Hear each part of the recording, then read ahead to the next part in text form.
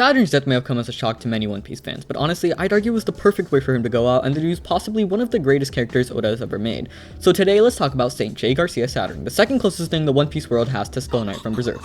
Too soon? Yeah, too soon. From his introduction, it was clear that Saturn was no saint. He spawned in looking like he was strumming straight out of Yu-Gi-Oh! And then he proceeded to wreak havoc amongst everyone on the island, treating both Marines and the pirates alike, with the only difference being that he actually didn't kill any pirates. Anyways, as soon as we saw him regenerate from Bonnie's cut, it was clear that he was on the next level. He wasn't anything like any of the villains we'd seen before. He was something new and something we would have to struggle to beat. From wiping out top tier characters like... never mind, no top tier characters were wiped out here. He was able to do things no other villain had. Yeah, we've seen Haki knock out people before, but none of these characters were the type to be affected by Haki, and there was no Haki used. It was just some sort of weird mind magic. From the very start, we knew Saturn was a next level combatant, and it was clear that there was an aura of power around him, but what truly put him over the edge and cemented him as the greatest villain was Kuma's backstory.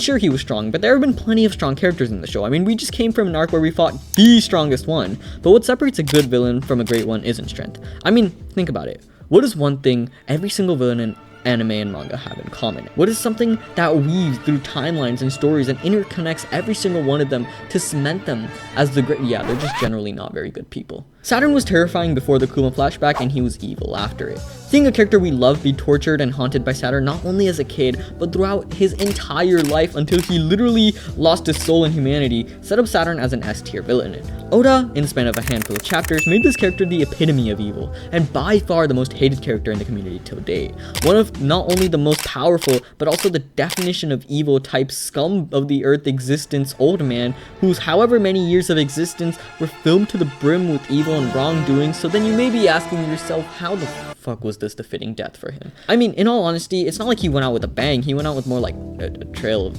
smoke. I don't know. It's baffling that one of the greatest villains Oda has ever made would go out in such an anticlimactic way, but in a sense, I think this is the only way he could have gone out. Saturn is terrifying, yes, but I never truly felt like he was a villain in his own right. Throughout the entirety of the time we've known him, he and all the other Goroseis have always bowed their head to Imu. Saturn dying this way did the one thing Saturn should do, and the one thing he's done the entirety of the time we've known him: make Imu look even cooler. From the very beginning, Saturn was scary, but the more we saw of him, the more I thought about Imu, because if he's this strong on his own, can you imagine how strong his boss would be? Imu's on another level, and Saturn showed us just how much further the Straw Hats have to go, because what are the chances of Luffy turning the world on his head if he can't even beat the lackey to the final boss? And Imu effortlessly managed to turn Saturn into a literal sack of bones. Was this death anticlimactic? Yes, 100%, but was it creepy as hell? Yes, another 100%. Saturn dying so easily and so horrifically shows us the true extent of the evilness of the entity known as Imu. Someone who was a loyal servant of Imu for at least 800 years was disposed of because of a singular mishap. This just sets up Imu to become even more evil and even more hyped up.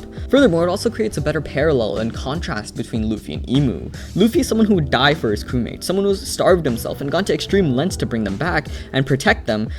And then there's Imu, who sucked the soul out of one of his servants because they fucked up once. That didn't sound quite right.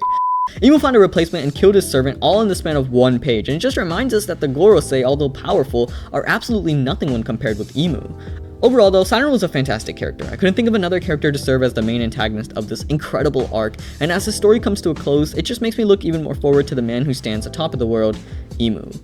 Overall though, let me know what you guys thought of Egghead, and I will see you guys on the flip side. I can't believe I just said that. I'm so sorry.